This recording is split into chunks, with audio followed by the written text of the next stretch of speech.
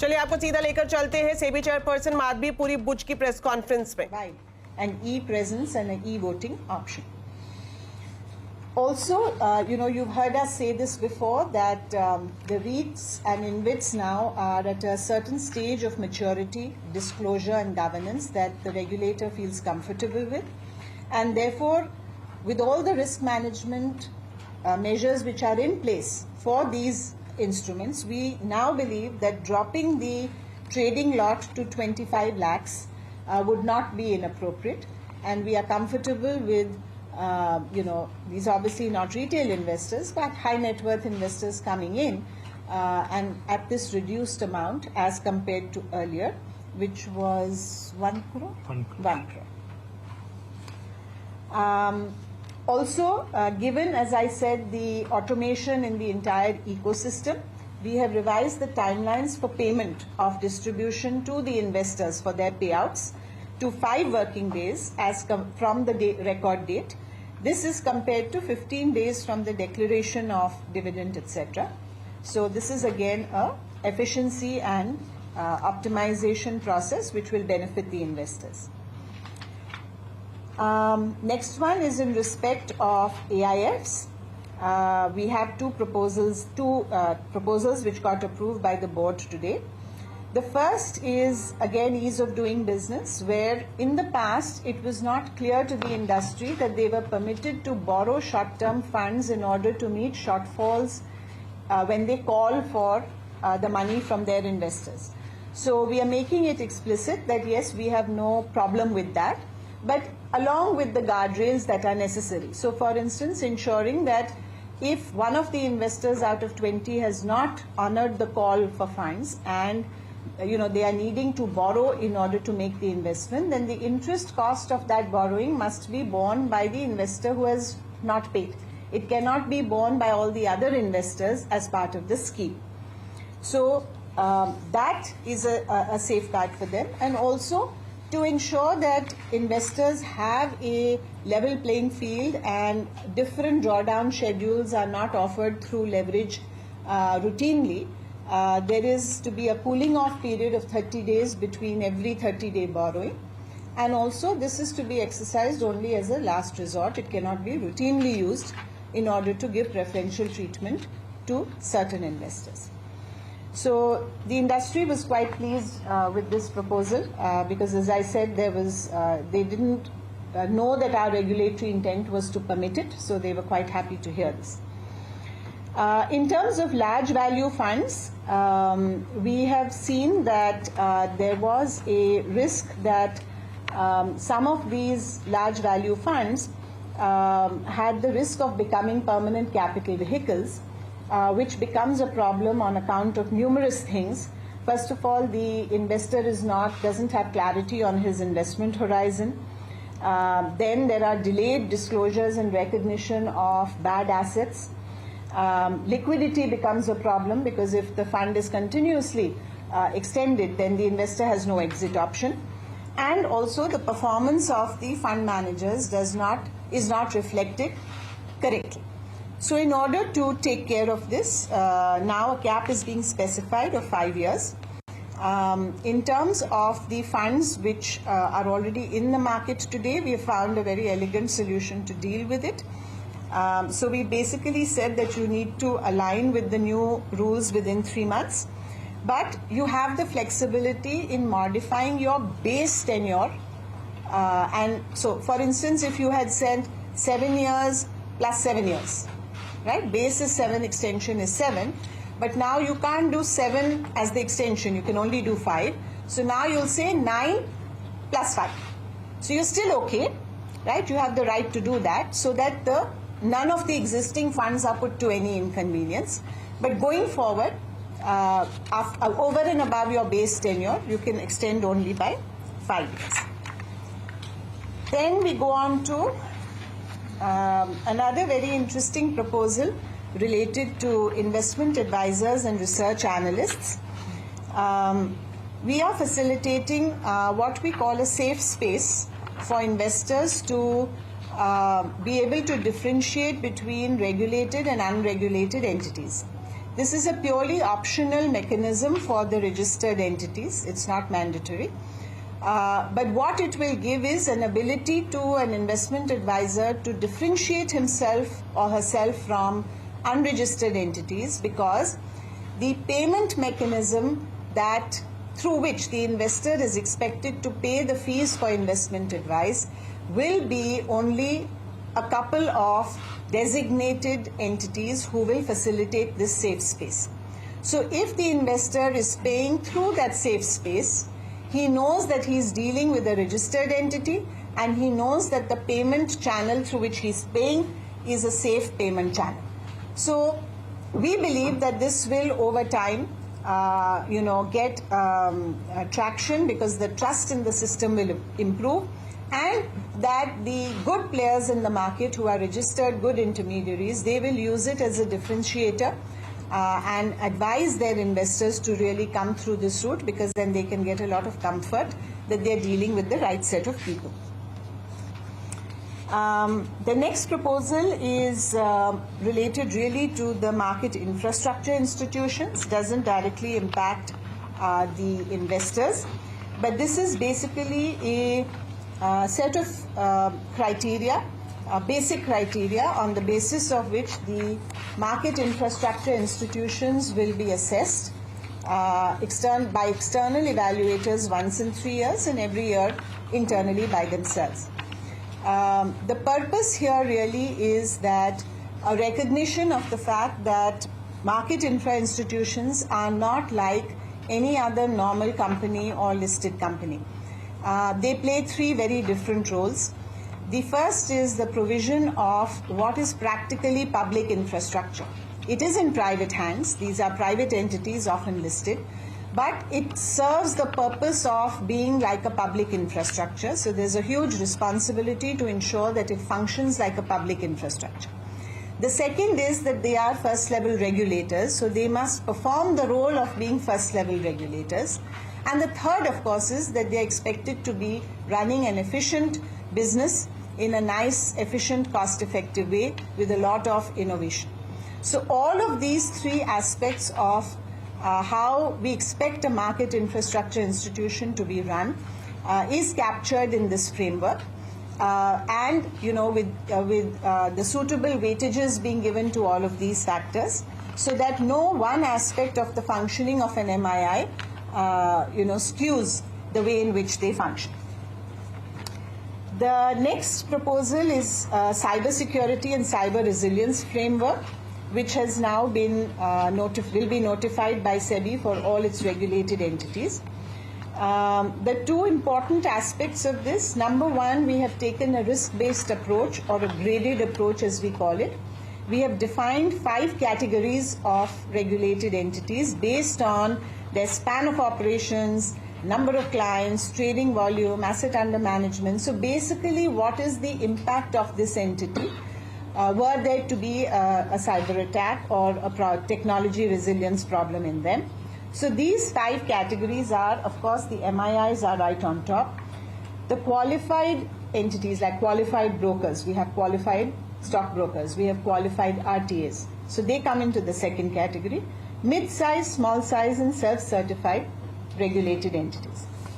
Now, the second interesting aspect of this is, and this was based on market feedback to our consultation paper, where we talked about data localization. The industry has requested us to do a data classification and localization. So the regulatory data must reside within our shores so that the regulator has instant access to it. However, certain types of data which we consulted with our high-powered advisory committee on cybersecurity, some of that data we are now calling more like IT data, and that we are giving a dispensation that it can be offshore, because many people have cybersecurity monitoring globally rather than locally. So we felt that it was perhaps suitable to do that, but certain guardrails have तो been SEBI की board meeting में बड़े ऐलान यहाँ पर किए गए हैं और सीधा आप जानकारी सेबी चेयरपर्सन के से सुन रहे थे। और अब रुक करते हैं दूसरी बड़ी खबर का। जियो ने 2.5 साल बाद नए प्लान्स की घोषणा की है। इसमें औसतन 12 से 25% तक का इजाफा किया गया है। नए प्लान्स 3 जुलाई से लागू होंगे। डिटेल्स लेते हैं असीम मनचंदा से। तो असीम, आप बताएं, जियो ने जो ये नए प्लान्स का ऐलान किया है और टैरिफ बढ़ाए हैं, उसकी डिटेल्स क्या है?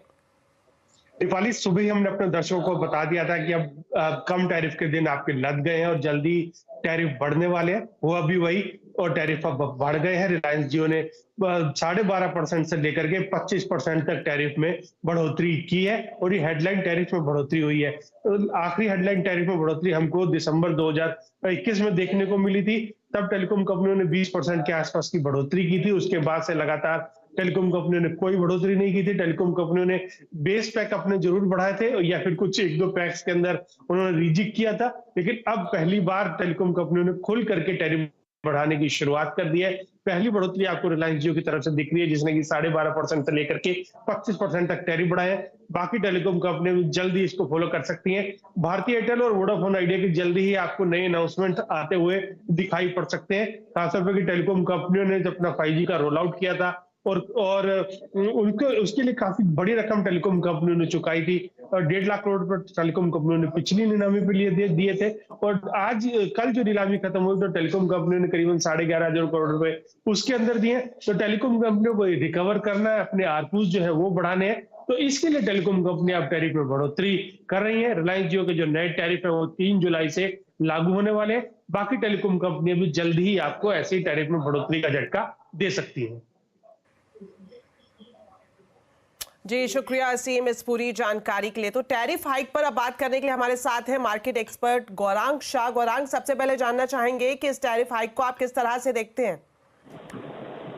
देखिए, जैसे असीम मनचंदा जी भी बता रहे थे और हमने भी हमारा वक्तव्य सामने रखा था हमारे चैनल CNBC आवाज पर कि बहुत जल्द आपको टैरिफ ऊपर की तरफ जाते नजर आएंगे और उसी आधार पर जिस प्रकार से ये वृद्धि हुई है टैरिफ को लेकर के, मेरे ख्याल से ये आगे जाकर के और वृद्धि होगी। और जिस प्रकार से डेटा का यूजेज हो रहा है खास करके हमारे देश में, उससे टेलीकॉम सर्विस प्रोवाइडर कंपनियों को योगदान अपनी बैलेंस शीट पर ज्यादा आता हुआ दिखेगा और एक रीरेटिंग होने की भी पूरी संभावना है।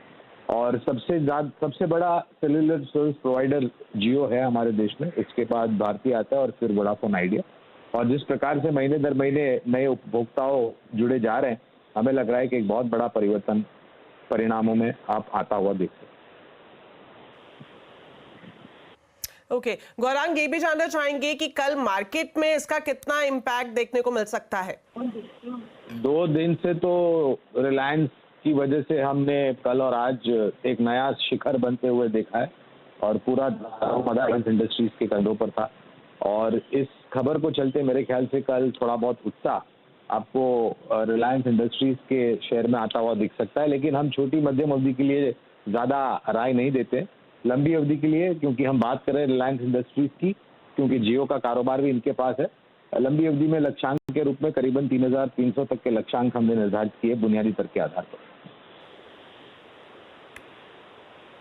शुक्रिया हमारे साथ इस पूरी खबर पर जुड़ने के लिए। चलिए अब बात करते हैं बाजार की। जून एक्सपायरी पर बाजार का जोश हाई रहा। बाजार ने तेजी का चौका लगाया।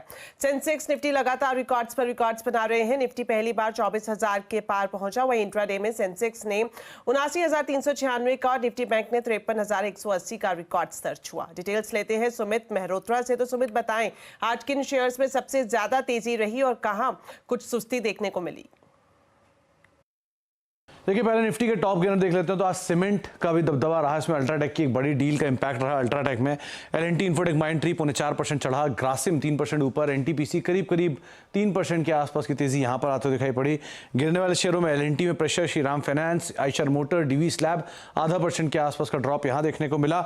मिड कैप में मैक्रोटेक डेवलपर्स में एक अच्छी खरीदारी थी। माजगांव डॉक एक बढ़िया रफ्तार के साथ 8% ऊपर रहा।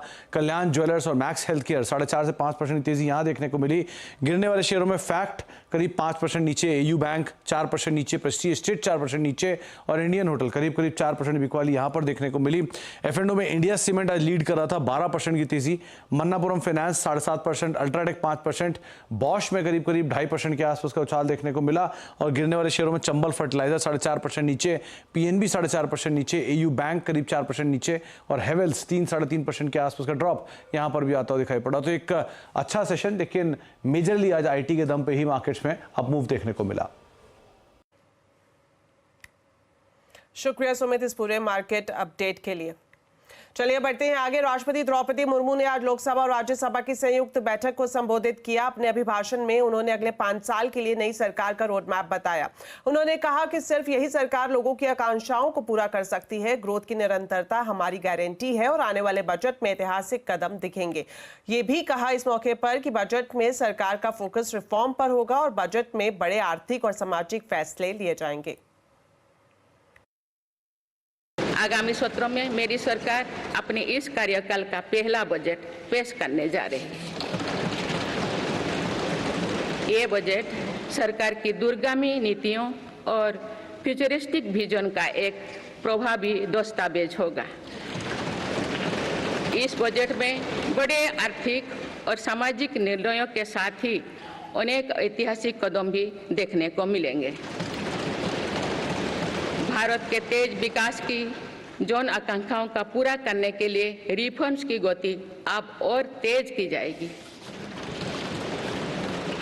मेरी सरकार अर्थव्यवस्था के तीनों स्तंभों मैन्युफैक्चरिंग, सर्विसेज और एग्रीकल्चर को बराबर महत्व दे रही है।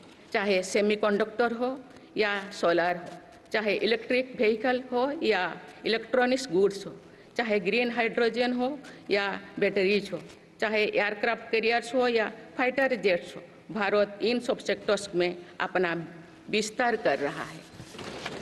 तो राष्ट्रपति द्रौपदी मुर्मू के अभिभाषण की बड़ी बातें जानने के लिए अब सीधा जुड़ते हैं मेरे वरिष्ठ सहयोगी लक्ष्मण रॉय से। तो लक्ष्मण जी, आपसे जानना चाहेंगे राष्ट्रपति के अभिभाषण में बड़ी बातें क्या रही और इससे आगे के लिए क्या संकेत मिलते हैं?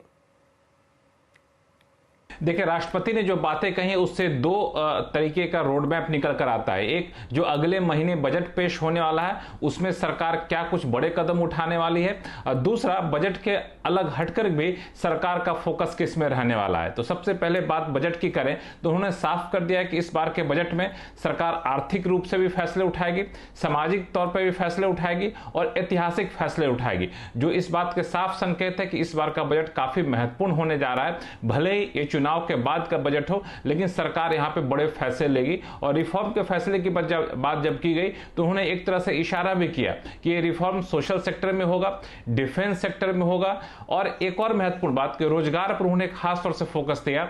मैन्युफैक्चरिंग सेक्टर, सर्विस सेक्टर पर ज्यादा जोर रहने वाला है। तो ये बजट के लिए एक संकेत यहां से मिलकर आ रहा है। ये दो चीजें और इन्होंने खास कही, जो कह सकते हैं कि ऐलान भी कर दिया, वो ये था कि आयुष्मान भारत, जिसके तहत मुफ्त इलाज की सुविधा है 5 लाख रुपए तक की, उसमें 70 साल तक की उम्र के सभी बुजुर्गों को इसके दायरे में लाया जाएगा। ये ऐलान है, अभी तक इस पर अंतिम फैसला नहीं हुआ है। शायद इसका फैसला आपको बजट के बाद लिया जाए, बजट में इसको घोषणा की जाए। दूसरी महत्वपूर्ण बात, पीएम स्वनिधि योजना, जिसके तहत रेहड़ी पटरी वालों को लोन दिया जाता है, उसका दायरा बढ़ाया जाएगा। छोटे मझोले शहरों में, गांव में भी ऐसे रेहड़ी पटरी वालों को लोन दिया जाएगा। इसका भी ऐलान यहां पे करते हुए एक तरह से राष्ट्रपति द्रौपदी मुर्मू दिखी। लेकिन अब यहां से जो संकेत निकल कर आ रहे हैं वो ये है कि चुनाव में अपेक्षा के अनुरूप वोट नहीं मिलने के बावजूद सरकार अपने रिफॉर्म एजेंडे से पीछे नहीं हटेगी, ये उन्होंने साफ कर दिया है। तो आने वाले दिनों में सरकार की कोशिश होगी कि कहीं से ये ना दिखे उन कदमों में कि सरकार अपने पिछले के रिफॉर्म एजेंडे या फिर पिछले की रफ्तार से कहीं पीछे हट रही है। तो मुझे लगता है कि ये एक बड़ा संकेत है। और साथ ही साथ सबसे विवादास्पद मुद्दा, जिस पर आमतौर पर राष्ट्रपति बचती हैं, अपने भाषण में ये बात नहीं कहती है, लेकिन उन्होंने यहां भी ये बात कह दिया, वो ये कि नीट परीक्षा में जो धांधली हुई है, पेपर लीक हुआ है, उसके दोषियों को नहीं बख्शा जाएगा। यही वजह, जब उन्होंने ये बात कही तो संसद में कुछ हंगामा भी होने लगा, लेकिन उन्होंने बहुत ही साफ शब्दों में कहा कि सरकार इसमें काफी सख्ती से पेश आएगी। तो एक मौजूदा बजट को लेकर आगे का संकेत राष्ट्रपति के भाषण से साफ निकल कर आ रहा है। शुक्रिया लक्ष्मण जी इस पूरी जानकारी के लिए। तो बजट को लेकर क्या है सरकार का प्लान और कैसा रहेगा बजट, आज आवाज अड्डा में इसी पर करेंगे बड़ी चर्चा शाम 7:57 पर।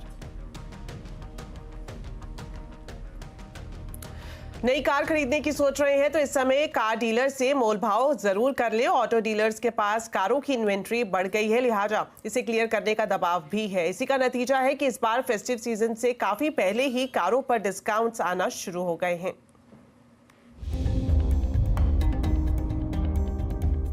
गाड़ियों के बढ़ते स्टॉक ने कार डीलर्स को चिंता में डाल दिया है। इस वक्त कार डीलर्स के पास 5 लाख से ज्यादा या करीब 50 से 55 दिनों का स्टॉक है।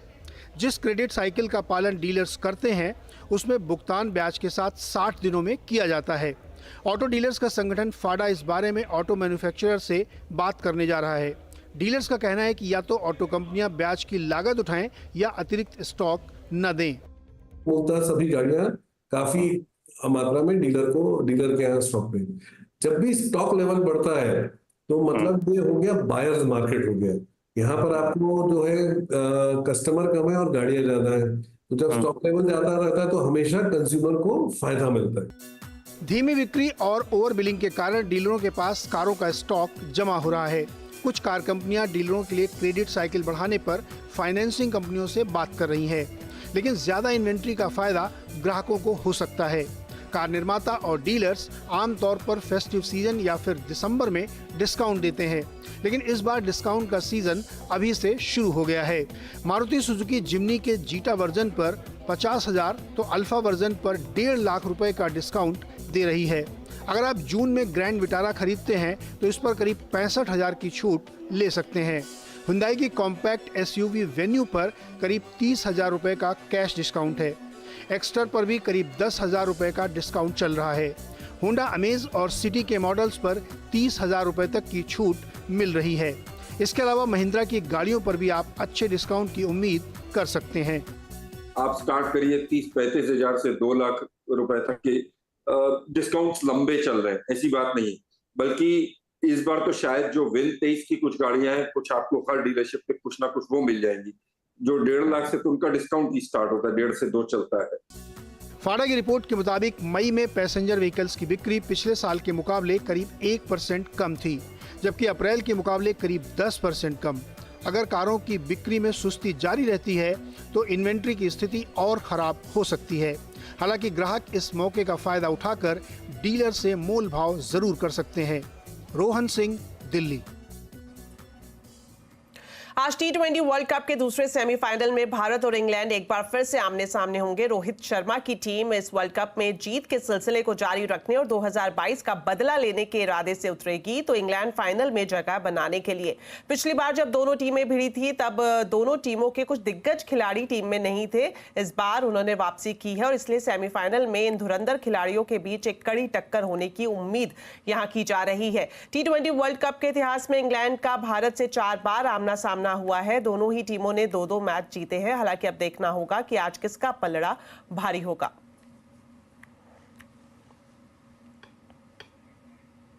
तो चलिए, मेरे साथ इस बुलेटिन में इतना ही। आप खबरों पर अपडेट रहें, CNBC आवाज से जुड़े रहें हमारे सोशल मीडिया हैंडल्स के जरिए। नमस्कार।